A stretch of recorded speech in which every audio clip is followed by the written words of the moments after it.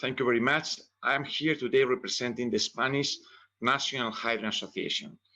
This association was created 20 years ago, 19 to be precise, and 15 years ago we opened our organization for cooperation with other countries.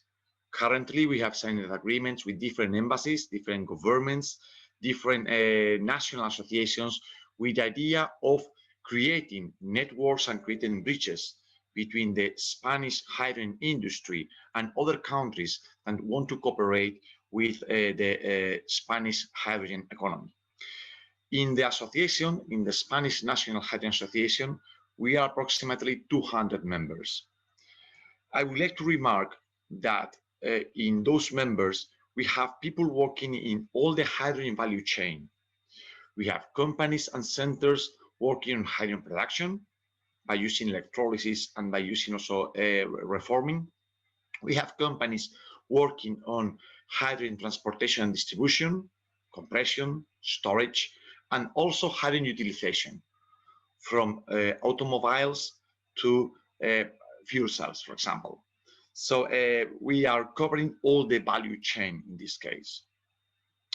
Why is renewable hydrogen or green hydrogen so important in Spain? The main reason is the potential we have, our capacity to produce very cheap renewable hydrogen in the near future.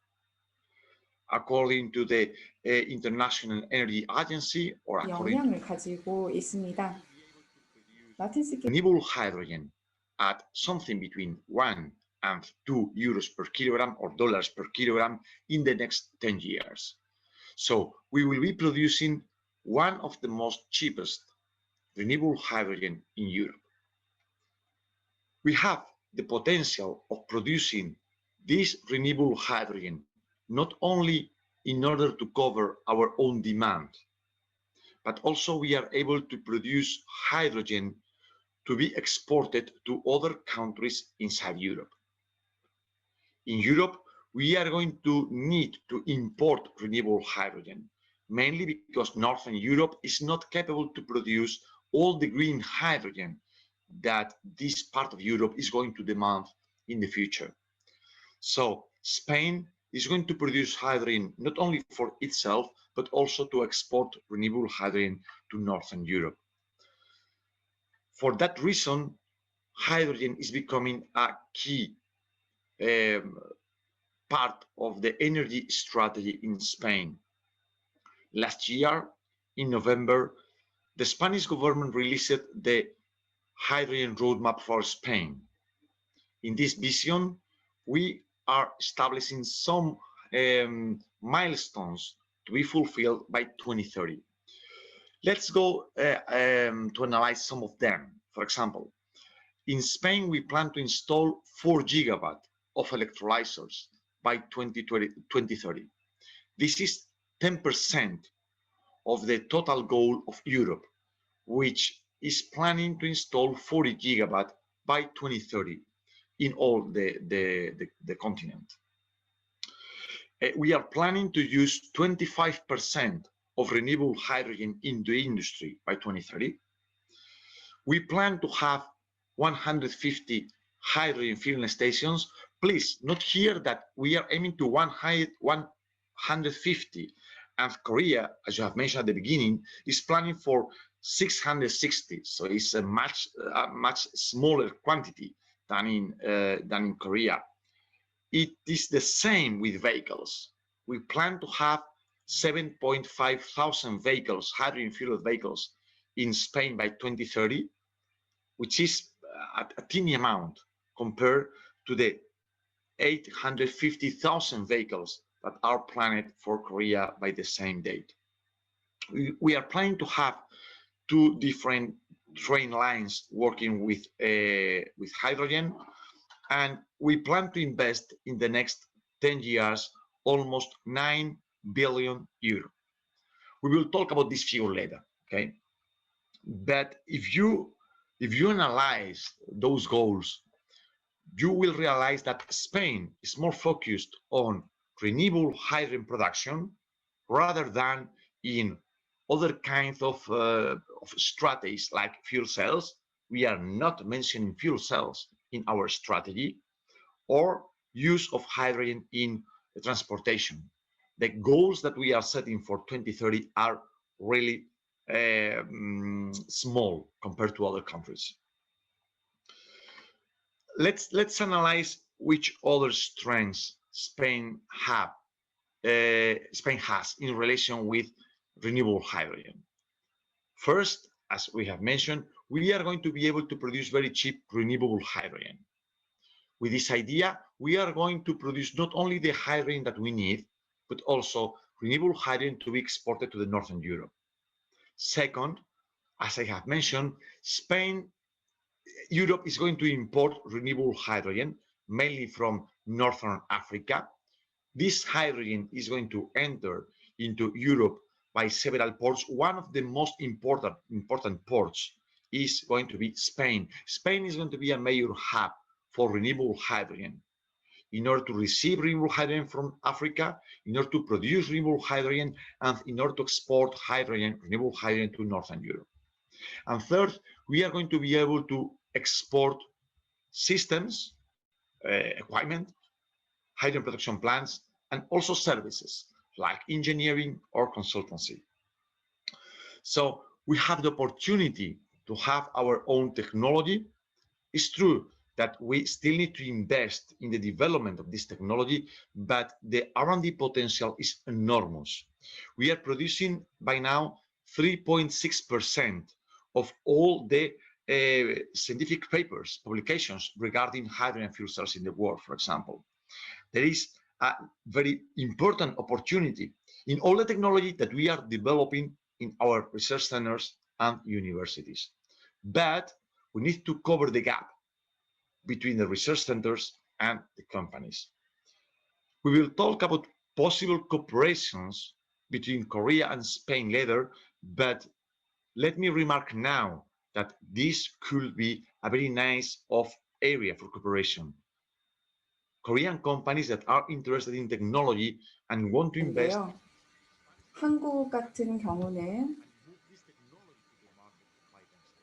스페인과의 협력을 통해서 이 개발된 기술을 시장에 상용화해서 선보일 큰 기회가 있다고 생각합니다. 그리고 전기 분해기와 컴프레서의 제조와 관련해서도 강점이 있습니다. 저희가 제조업에 있어서는 매우 뛰어난 역량이 있기 때문인데요.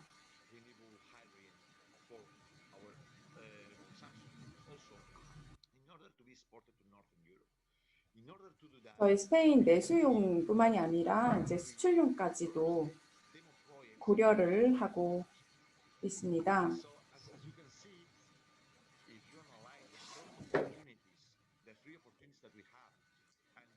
말씀드린 기회도 이렇게 세 가지가 있었지만 물론 약점도 있습니다.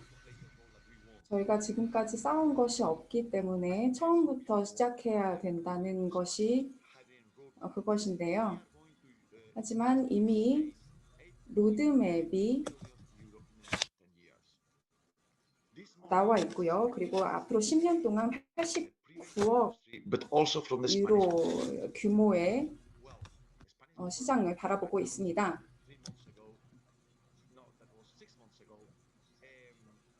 6개월 전에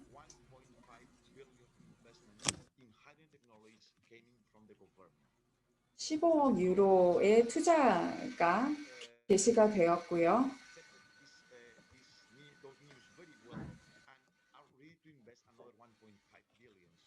그리고 앞으로 15억 유로가 추가적으로 추가될 것입니다. 그래서 앞으로 3년 동안 총 30억 유로의 투자가 전개될 것이고요. 그리고 정부가 이렇게 적극적으로 지원을 해줄 겁니다.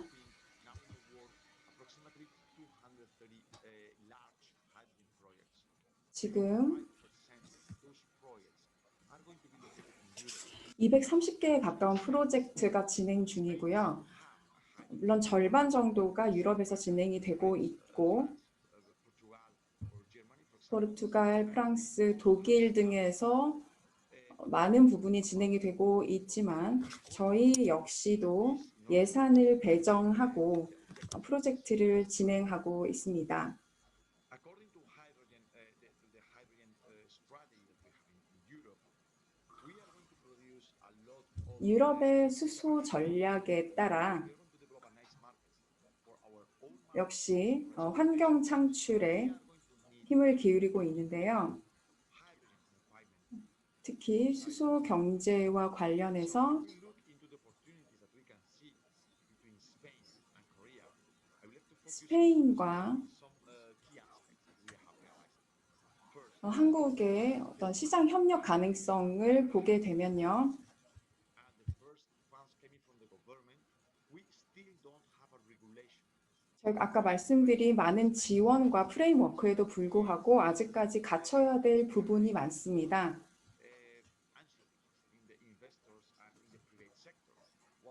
그래서 투자자들이 더 많이 관심을 가져주셔야 하고요. 그리고 100메가와트 플랜트를 달성할 수 있어야 할 겁니다. 아직까지 그리고 또 기술적으로도 부족한 부분이 많습니다. 또 연료 전지에는 아직까지 개발이 더딘 부분도 있고요. 그리고 앞으로 10년 동안 저희가 달성을 약속해 놓은 목표들 달성을 위해서는 이 부분 보완이 필요한데요. 일부 기회가 한국에서 반드시 충족될 것으로 보고 있습니다. 저희는 수출 역량이 뛰어나고요. 그리고 또 재생수소 생산과 관련한 강점도 가지고 있습니다. 그리고 저렴한 가격에, 합리적인 가격에 유럽 수출도 가능하고요. 그리고 저장과 압축과 관련해서도 기술 역량을 가지고 있습니다. 스페인에서 50% 이상의 R&D가 재생수소 생산과 저장에 투입되고 있습니다. 바로 이 부분, 밸류체인의 이 부분을 활용할 수 있는데요. 한국 같은 경우는 아까 말씀하셨듯이 연료 전지 부분에도 집중을 하고 계시다고 들었습니다. On the other hand, we know the capacity of Korean companies in order to negotiate and in order to create alliances with other countries, and also we are fully aware of the investment capacity of Korea. Let me finalize by saying that we are absolutely open for cooperation from our association in order to create bridges between your country and Spain. Our relationship with KOTRA is excellent, and we are absolutely open for cooperation. Thank you very much.